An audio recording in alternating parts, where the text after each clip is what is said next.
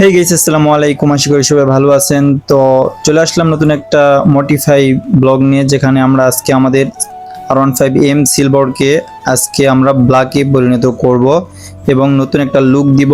তো সম্পূর্ণ ভিডিওটি একটু না মিস করে পুরোটা দেখেন, ইনশাল্লাহ আপনাদের অনেক উপকার হবে। যারা ভবিষ্যতে এরকম ডিজাইন করতে চান, মডিফাই করতে চান, তাদের জন্য সাধ্যের মধ্যে যারা মডিফাই করতে চান, অল্প টাকা খরচ করে সুন্দর একটা বাইকের লুক দিতে চান, সুন্দর সুন্দর জিনিস ইনস্টল করতে চান, তো তাদের জন্য আজকের এই ভিডিওটি একটু না মিস করে ফুল ভিডিওটি কন্টিনিউ করেন, অনেক উপকার হবে ইনশাল্লাহ। তো প্রথমে আমরা এখন আমাদের বাইকে কালার গ্রেডিং এর জন্য আমরা স্টিকার পলির দোকানে যাব। তো ওখান থেকে গিয়ে আমরা পলি কিনবো, সেই জন্য আমরা নজিপুরের দিকে রওনা দিচ্ছি। তো নজিপুরে আমরা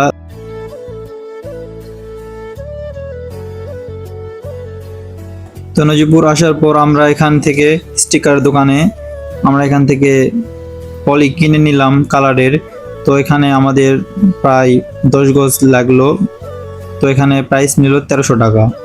তো এখান থেকে আমরা পলি কিনে নিয়ে চলে আসলাম আমাদের ধামইরহাট, যেখানে আমাদের এই পলিটি ইনস্টল করে দেওয়া হবে আমাদের বাইকের লুককে চেঞ্জ করার জন্য।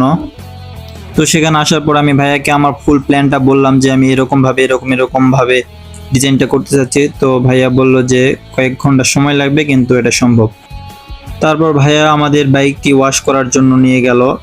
এখানে ভালোভাবে ওয়াশ করে নিতে হবে, তাছাড়া এখানে পলিটা বসবে না ভালো মতো। সেই জন্য বাইকটা সুন্দর করে ওয়াশ করে নিল। তারপর আমাদের বাইকটি ওয়াশ করা শেষ হলো। তারপরে এখান থেকে ভালোভাবে মুছে ভালো কাপড় দিয়ে আমাদের এখন বাইকটি যেই মেন পার্টগুলো আমরা কালার গ্রেডিং করতে চাচ্ছি, সেগুলো এক এক করে সমস্ত কিটগুলো খুলে ফেলা হচ্ছে। তো এই কিটগুলো খোলার জন্য প্রায় পুরো বাইকটাকেই খুলতে হয়েছে। তো এগুলো খুলে নেওয়ার পরে ভাইয়া এগুলাকে ভালোভাবে ধুয়ে ওয়াশ করে নিচ্ছে, কারণ একটু ময়লা থাকলে সেগুলো তলে পড়ে যাবে, প্রবলেম হবে। সেই জন্য সমস্ত কিটগুলো ভালোভাবে ওয়াশ করে নিচ্ছে। তো এইগুলো ওয়াশ করতে কিছুক্ষণ সময় লাগলো।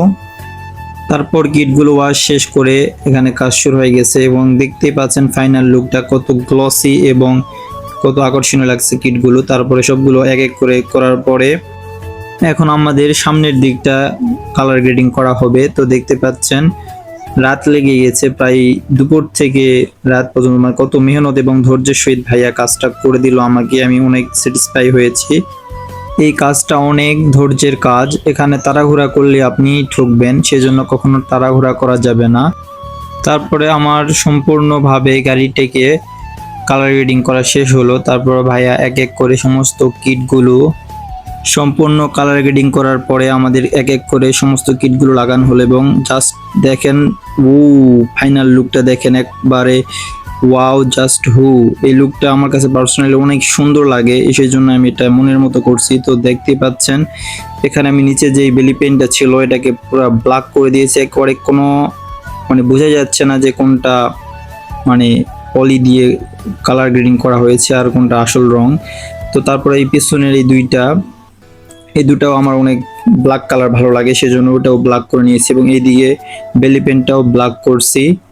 তো দেখতেই পাচ্ছেন আমার সামনের দিকটা পুরো R1M এর লুক দিয়েছি, এটা আমার খুব ভালো লাগে, সেই জন্য এটা করছি। এখানে এই কালারের জন্য সব মিলে 2500 টাকা লাগলো এবং আমি সম্পূর্ণ কাজটিতে স্যাটিসফাই। ভাইয়ের কাজটা আমাকে অনেক ভালো লাগছে। এটার লোকেশন হলো ধামইরহাট, আপনারা এখানে আসলেই পেয়ে যাবেন। R15M সিলভার থেকে R1M ব্ল্যাক করাতে কিরকম লাগতেছে এবং দুই পাশে দেখতেই পাচ্ছেন, কোনটা বেশি ভালো লাগতেছে কমেন্টে জানাবেন। এই ছিল আজকের ভিডিও। তো ভালো থাকবেন, সুস্থ থাকবেন, নতুন কোনো ভিডিওতে দেখা হবে। আল্লাহ হাফেজ।